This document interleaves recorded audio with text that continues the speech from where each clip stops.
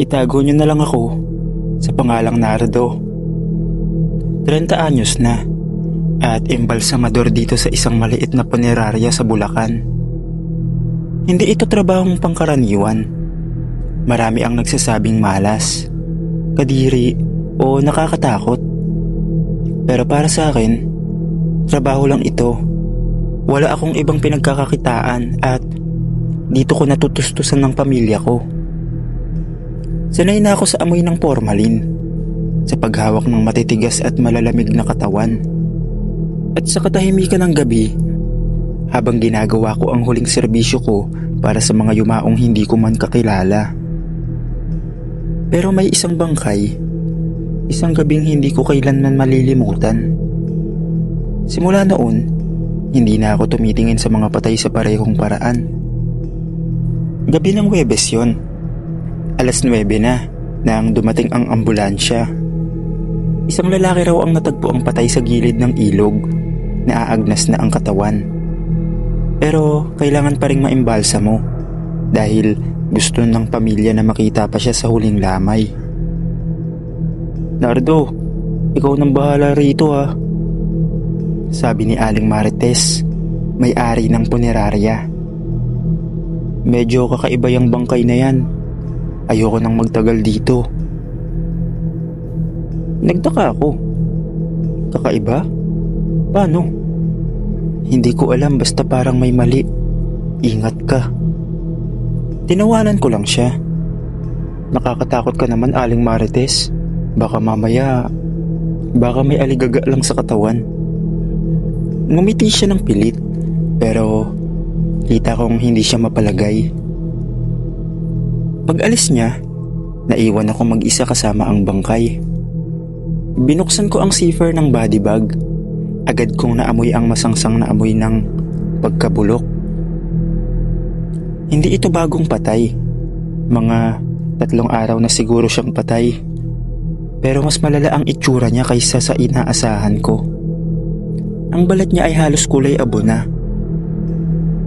May mga hiwa sa braso at tiyan. Parang ginilit gamit ang matalim na bagay. Pero ang pinaka nakakagulat, nakadilat ang mga mata niya. Mapupungay. Parang buhay pa. Loko to. Ang galing ng timing ng bukas ng mata mo ha. Bulong ko habang kinakalma ang sarili. Sinimulan ko na ang proseso. Naghanda ako ng formalin. Nilinis ang katawan. At sinimulang i-inject ang chemical sa ugat. Pero habang ginagawa ko yun, napansin kong parang unti-unting umiinit ang paligid. Iba yung pakiramdam, parang biglang naging mabigat ang hangin. Tinitigan ko ulit ang bangkay. Nakangiti na siya. I swear, wala yun kanina. Sinulyapan ko ang pinto. Siguradong nakasara naman. Walang hangin, walang tao. Lumapit ako sa mukha niya para isara ang mga mata gamit ang daliri ko. Paglapit ko, bigla siyang bumuga ng hininga.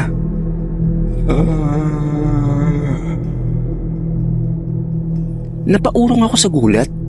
Napasigaw ako. Tinignan ko ang dibdib niya. Walang galaw. Tinignan ko ang pulso. Wala.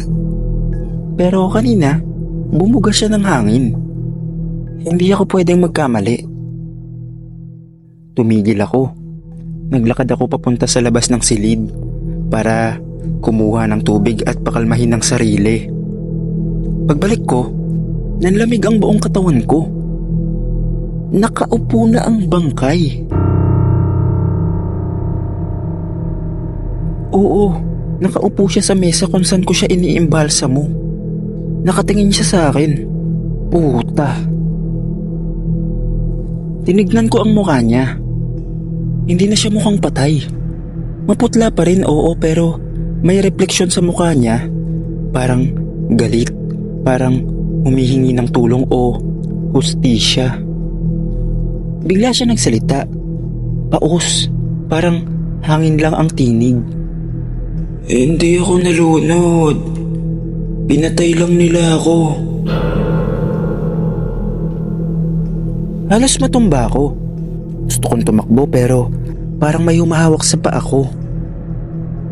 Naramdaman ko na lang ang malamig na kamay sa balikat ko. Pakitulungan mo ako. Huwag mo silang hayaang makaligtas. Bulong niya. Pagpikit ko, nawala ang lahat ng bigla.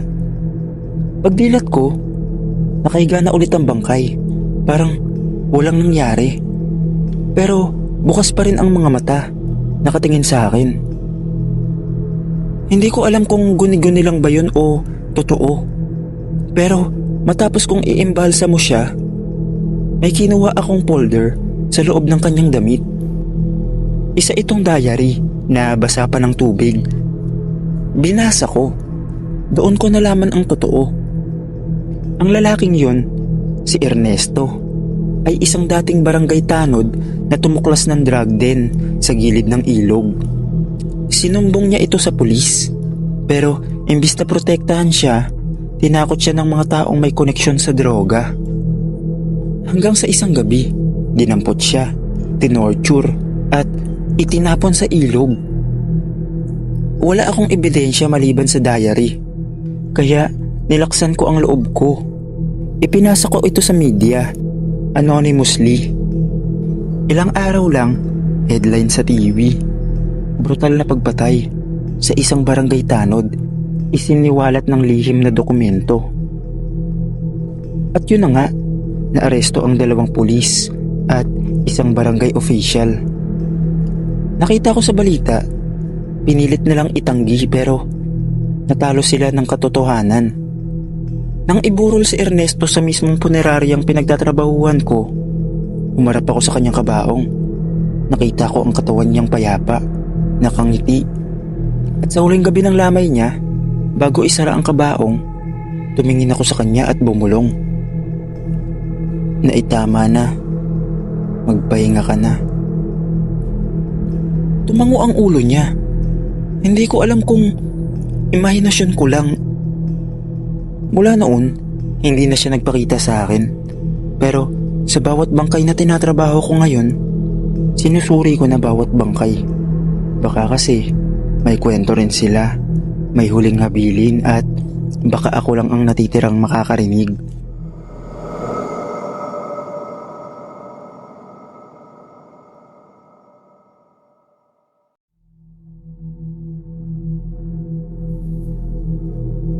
Hindi ko alam kung anong mas nakakatakot, ang patay na bumalik o ang mga buhay na hindi marunong bumitaw. Ako si Rodel, 40 anyos. Imbalsamador ako sa isang maliit na punerarya sa Quezon. Mahigit 15 taon na ako naglilinis, nag-iimbalsamo at naghahanda ng mga katawan para sa huling lamay. Gabi-gabi akong bumubuo ng katahimikan sa gitna ng katahimikan ng mga patay, hanggang dumating siya. Gabi ng Lunes, wala akong ibang kasama sa punerarya. Tahimik. Ang tanging ingay ay ang mahinang buzz ng fluorescent light na palyado. Nasa mesa ako, naghahanda ng gamit, nang biglang bumukas ang pinto. Si Mang Luis, isang tagapaghatid mula sa ospital. May dala na namang bangkay. Namatay siya. Atake sa puso. Walang kamag-anak. Wala ring ID. Sabi niya habang inilalapag ang stretcher. Paano nalaman ang pangalan? Tanong ko. Di namin alam kung tama. May sulat lang nakasama sa bulsa niya. Luningning. Yun lang. Pumikit ako sandali. Luningning? Luma ang pangalan. Parang galing sa panahong may tabing ang mga bintana at kandila lang ang ilaw. Nang umalis si Mang Luis, ako na lang ang naiwan. Binuksan ko ang puting tela na nakatakip sa bangkay. Isang matandang babae. Mga nasa 60 hanggang 70 ang edad.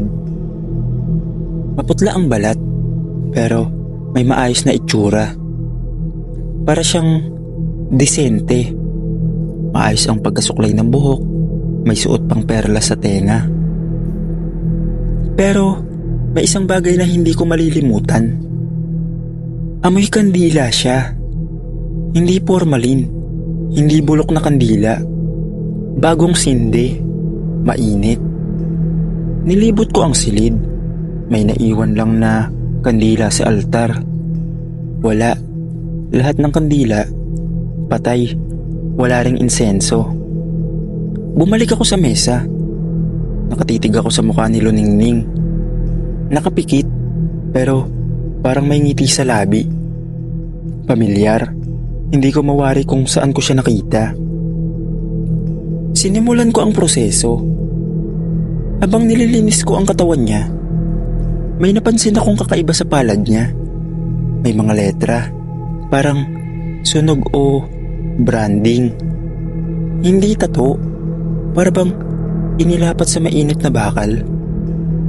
Hindi pa ako patay. Nanlamig ang batok ko. Guni-guni ba to?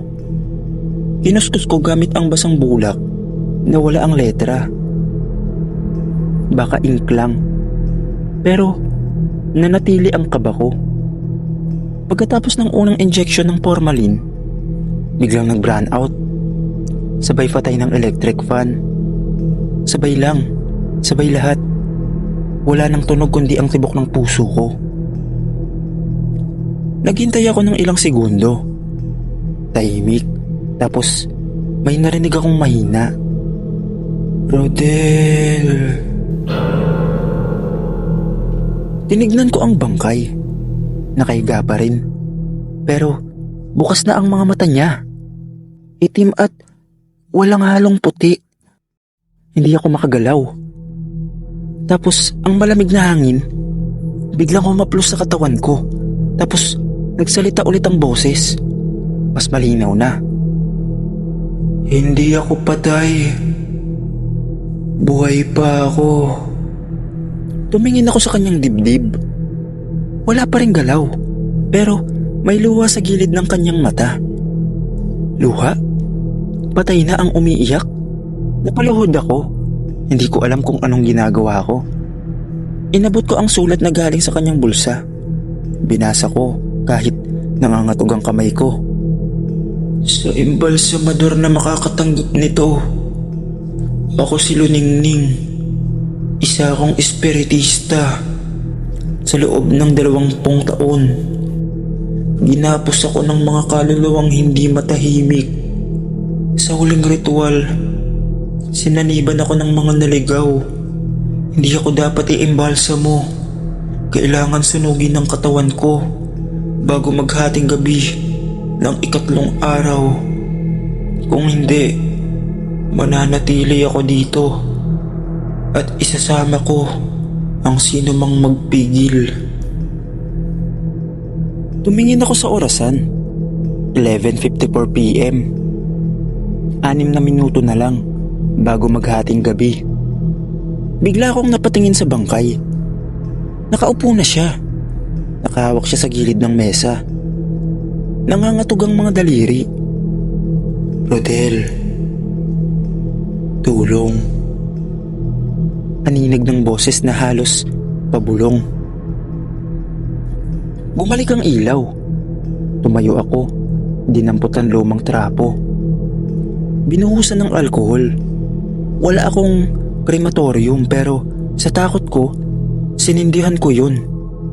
Nagsindi ako ng 5 kandila sa altar at inilagay ko sa paligid niya. Hawak ko ang apoy. Handa akong sunugin ng katawan kung kinakailangan. Pero bago ko maisagawa, bumulong ulit si Luningning. Salamat, pero hindi na ako ang katawan na yan. Pagkasabi niya nun, unti-unting nangitim ang balat niya. Umusok ang ulo. At sa mata kong gulat na gulat, nakita kong may anino na humiwalay mula sa katawan. Isang hugis babae, kulay abo, tumayo at lumingon sa akin. Salamat, Rodel. Ika'y pinili ko. Dahil marunong kang makinig, sabi ng boses na kalmado. Pagkatapos nun, nawala siya at ang bangkay nanatiling tahimik. Wala nang galaw. Sarado na ang mata. Wala nang amoy kandila, amoy na lang ng formalin. Kinabukasan, may dumating na matandang lalaki sa punerarya. Tahimik siyang tumingin sa katawan. Ako ang kapatid niya. Espiritista siya. Alam ko, balang araw, may makakatulong sa kanya, sabi ng lalaki. Inabot niya sa akin ng sobre. Pagbukas ko, may laman na perang papel. Hindi piso, parang mga perang panahong 1950s pa. Sa isang sulat, "Salamat, Rodel. Pahinga ka na rin kung kinakailangan. Hindi lahat ng patay ay tahimik." Ngayon, tuwing may amoy kandila sa hangin kahit walang sindi, pinapatay ko ang ilaw. Nagdarasal ako. Baka bumisita na naman si Luningning.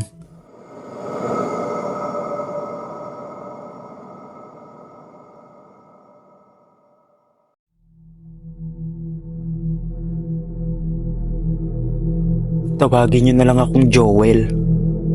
Imbalsamador sa isang lumang punerarya sa Gapan. 15 taon na ako sa trabahong ito. Marami na akong nakita.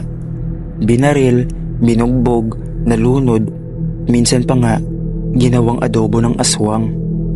Pero may isang bangkay na hindi ko malilimutan. Isang bangkay na 3 beses na naming naimbalsamo. At sa bawat beses na bumabalik siya, nagsimula ang lahat. 2 taon na ang nakakalipas. Umaga, dumating ang bangkay. Lalaki, edad mga 30. Mukhang estudyante pa. Walang pagkakakilanlan. Sabi ng pulis, basta natagpuan lang siyang patay sa ilog. Walang wallet, walang ID, walang kahit anong dokumento. Tawagin na lang daw muna siya sa listahan bilang John Doe. Okay lang sa akin yun. Hindi na bago. Sanay na ako mag-ayos ng mga hindi binabalikan. Kaya nilinis ko siya. Nilagyan ko ng formalin. Tinahi ang mga hiwa. Inayos ang buhok. Isang regular na imbalsamo lang. Pagkatapos ng proseso, inilapit namin siya sa freezer. Kinabukasan, pagbalik ko, wala na siya sa freezer. Ang mas nakakatakot, nakita siya ng caretaker sa may CR ng punerarya, nakaupo sa toilet bowl. Nakapatay ang ilaw. Akala ng caretaker, may buhay na tao sa loob. Nang hindi sumagot, binuksan niya ng pilit. Doon niya nakita ang bangkay, nakatingin sa kanya, nakaupo at nakangiti. Akala namin, prank lang. Baka may nagyaya ng inuman at pinagtripan kami. Binalik namin siya sa mesa. Check ulit ng vital signs. Wala. Patay na talaga. Naimbalsam mo na nga eh. Pinasok ulit namin sa freezer. Nilagyan ng lock. 3 padlock. Binalutan ng kadena. Kinabukasan na ulit. Nasa hallway na siya. Nakahiga sa stretcher. May bagong suot. Barong. Polish ang sapatos. Wala namang nagbihis sa kanya. Tumawag ang may-ari ng punerarya ng pare. Binasahan siya. Pinagdasalan. Tinatakan ng krus ang noo. Tapos, ako mismo ang inatasang i-embalsamo siya ulit. Mahirap yon dahil unang-una, hindi dapat i-embalsamo ang parehong katawan na higit 1 beses. Nakakasira ito. Pero dahil sa takot, ginawa ko. Mas mabigat na formalin, mas mahigpit na tahi. Matapos ang ikalawang embalsamo, isinara siya sa isang kabaong. Sinelyohan at ipinasok sa lumang bodega ng punerarya. Doon sana matatapos ang lahat. Pero hindi. Lumipas ang 1 linggo. Sabado ng gabi, dumating ang pulis. May patay daw ulit sa may ilog. Kalbo. Suot ang barong at itim na sapatos. Hindi ko pa nakikita pero parang alam ko na. Pagdating ng bangkay, siya ulit. Parehong muka, parehong tahi sa dibdib, parehong porma. Tinawagan ko ang may-ari. Hindi ito pwede. Nilibing na natin siya, di ba? Tumawag kami ng tagahukay. Binuksan ang kabaong sa bodega. Pagbukas, wala. Walang laman, puro bulak lang. Wala na si John Doe. Ikatlong beses na siya dinala sa mesa ko. Sa pagkakataong ito, ako na mismo ang nagdasal. Hindi lang basta imbalsamo. Nilagyan ko ng dagda ng akasya, insenso, asin, at isinulat ko sa katawan niya ang isang dasal na Latin na natutunan ko kay Father Inigo. Habang ginagawa ko yon, parang may naririnig akong tawa. Mababaw, parang bata. Pero hindi ito masaya. Hindi niyo ako maitatapon. Hindi niyo ako mapipigil. Kahit wala akong kaalaman sa espiritismo, pakiramdam ko may laman ng katawan na to. At hindi lang basta kaluluwa, kundi isang sumpa. Pagkatapos ng proseso, binuhusan ko ng langis ang katawan. Hindi na namin siya itinago. Ipinagpatayo siya ng maliit na nicho sa may gubat. Sa araw ng libing, walang dumalo, kundi kami lang. 3 lang kami. Pagbaon ng kabaong, may humahagik-gik sa likod ko. Paglingon ko, wala. Pero may isang itim na uwak sa itaas ng punong akasya. Nakatitig sa amin. 3 beses itong naghuni. Hanggang ngayon, may mga gabi pa ring naiisip ko siya. Sa tuwing may bagong bangkay, palagi kong chinecheck. Hindi ba ito si John Doe? May mga chismis sa bayan. Minsan daw, may lalaking nakikita sa ilog, nakabarong, nakangiti, parang nilalangoy ang kabuuhan ng gabi. Hindi raw tao, hindi rin patay. Pero kapag tumingin sa'yo, malalaman mong may utang ka at babalikan ka niya.